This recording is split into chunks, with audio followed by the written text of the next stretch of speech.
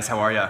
Nathan Latka here, Dre Gale, it's good to see you. Replay viewers, welcome. I just finished an absolutely amazing read on Wall Street's drive to take down Disney. We're gonna talk about it. We're gonna talk about the stock price. We're gonna talk about why it might work. We're gonna talk about what happened in 1984 that even made this possible. And then we'll get into more stuff. Guys, good to see everybody. Good morning to everyone. Good morning, good morning. How is everyone? How is everyone? Where's everyone joining from today?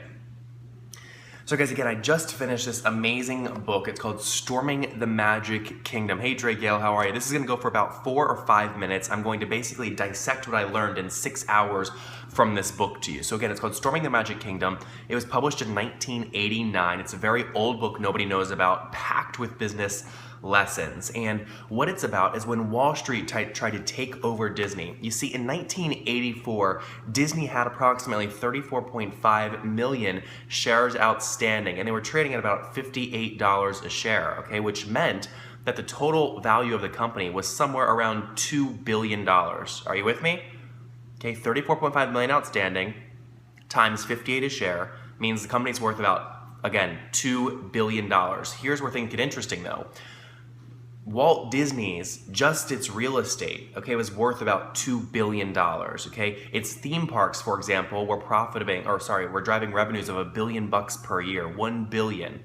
So you could easily sell that for $2 billion, just the theme parks. But then you had the land, the characters, the film studio, etc. So what happened is a corporate raider, you guys know what a corporate raider is?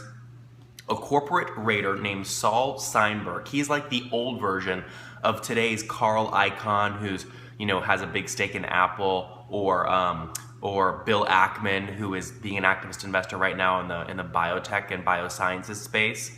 Okay, so he was an activist investor, and he started buying up, okay, Disney stock and was trying to force the management out. Okay, it was unbelievable. So that's the crux of the story. Here are the 3 lessons I pulled from this that I think are super relevant to you guys. Thanks for all the love, by the way. I'm feeling it. I'm loving it.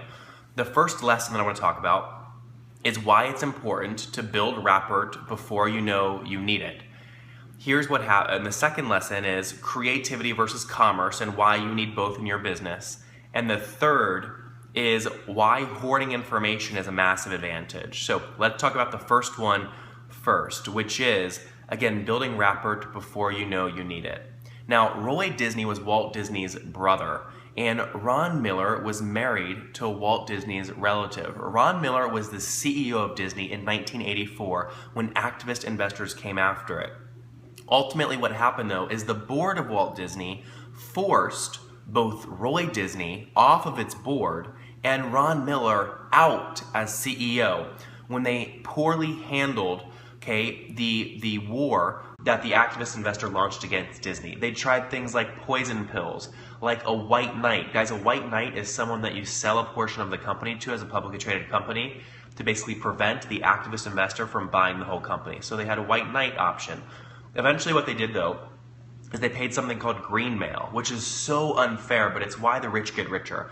Green mail is when an activist investor buys up a bunch of shares in a publicly traded company for, say, 30 bucks a share. They get up to a 10% stake in the company or something like that. And because the board of that publicly traded company doesn't want to lose control, they pay the activist investor a premium on those shares, so call it 35 a share, to buy back his shares. But it screws over the rest of the shareholders who don't have a public market to sell their shares at the premium of 35 bucks. So they paid green mail. Long story short is Roy Disney and Ron Miller lost support. They weren't building rapport with the board members before they needed the board members to side with them. So remember this today. It's, Monday, February 1st. Remember this. Invest in relationships now. You never know when you're going to need the support. The way I like to think about it, guys, is every person has an emotional bank account. And if I can deposit a quarter in their emotional bank accounts once per week, you then fill up their emotional bank accounts so that when you need to cash in, you can. So that when you need to cash in, you can. Is that fair? Are you with me? Okay, Victoria, good to see you from Russia. Hello, everybody. Hello, hello. Second lesson, creativity versus commerce. Every very wealthy person has this. Warren Buffett is wealthy. He's the money guy. Well, Charlie Munger's the creative guy. He comes up with creative deals. Okay, Everybody has this. Sheryl Sandberg at Facebook is the money girl. She's the businesswoman. Mark is the creative genius, again, behind Facebook. Well, Disney was the same way. Walt Disney was the creative, and Roy Disney, his brother, was the financier that nobody ever talks about. But Walt Disney was his ability to be so creative was because, okay, he would say, Roy, we're doing Cinderella. I don't care if it costs 176 million bucks. We're doing it. I'm already producing it. Find a way to pay for it. Find a way to pay for it. So guys, get your own self in the mindset of if you know something is interesting and it really gets you going, you will find a way to pay for it. The energy in the universe will attract itself to you and figure out how to make you successful. So set the big goals and go for it. And if you're listening right now and you know that you're super creative, hunt for a commercial focused partner. If you are watching right now and you are money focused, hunt for a creative genius. You must need both in the business. Guys, hit the hearts right now if you're with me. That's the second lesson. Creativity versus commerce. You need both, okay? You need both. And last lesson. The corporate raider, Saul Steinberg, would have not even known that Disney was a potential deal if he didn't study the business.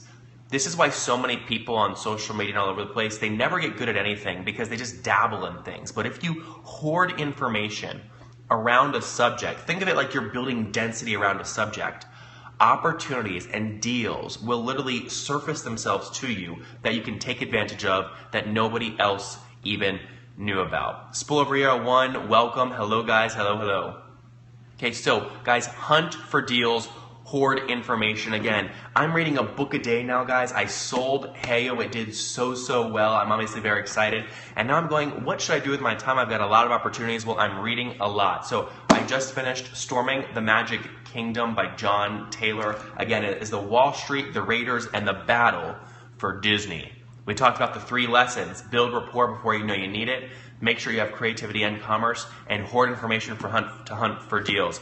If you guys want more of this, okay, you can click the link. I'll repost this on YouTube. You can click the link in my description to go to the Medium post where I've got all the notes written out. Or those of you watching on Periscope, you can just Google search Medium space Nathan space Latka, and you'll see all the book notes. Hey, the Purple Heart Vet, good to see so many familiar faces. Replay viewers, thanks for joining us. Those of you that were with me the whole time, click the hearts. Do you like this quick book note download? Again, it takes about 6 hours to read. I just gave you the big lessons in 5 minutes. Really give me some love right now. Do you want to see more of this? Do you want to see more of this? Yes? Okay. Good. Well, I'm reading a lot, guys. I'm reading books people haven't even heard of, and I'm applying them. So it's going to be great. Drea Gal says, yes, very good. Well, guys, I'm Nathan Latka. Again, I'll see you guys out there. Classic Legacy. Catherine, hello. I'll see you guys out there. I'm going to jump into my next book from the beautiful downtown Austin. I'm in my new beautiful place in Austin with amazing views. All right, guys, I'll catch you on the other side. See ya. Bye.